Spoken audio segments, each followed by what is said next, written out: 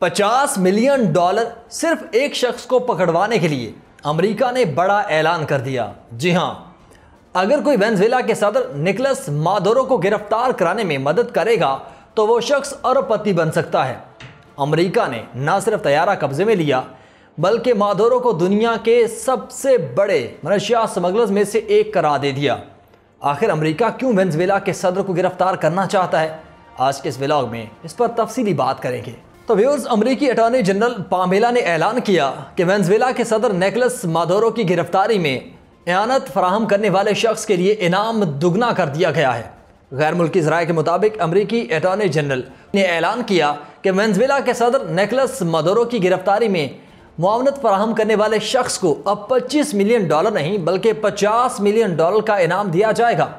Pamela نے مزید کہا کہ وینزویلا کے صدر دنیا میں منشیات کی سمگلنگ میں ایک بڑے سمگلر اور ہماری قومی سلامتی کے لیے خطرہ ہیں۔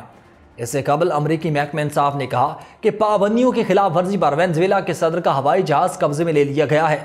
رائٹرز نے رپورٹ کیا کہ امریکہ نے اس بات کا تعین کرنے کے بعد کہ طیارے کی خریداری میں امریکی پابندیوں کی خلاف ورزی کی گئی، وینزویلا کے صدر نکولس مادورو کے زیر استعمال طیارہ قبضے میں لے کر ڈومینیکن ریپبلک سے فلوریڈا پہنچا دیا۔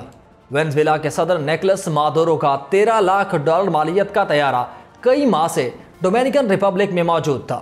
ملک کے وزیر خارجہ نے ایک بیان میں کہا کہ طیارہ مرمت کے لیے ورک شاپ پر کھڑا تھا۔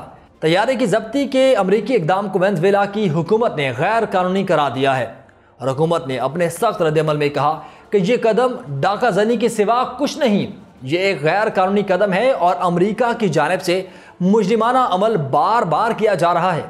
وینزویلا اوپیک کی رکن ریاست ہے۔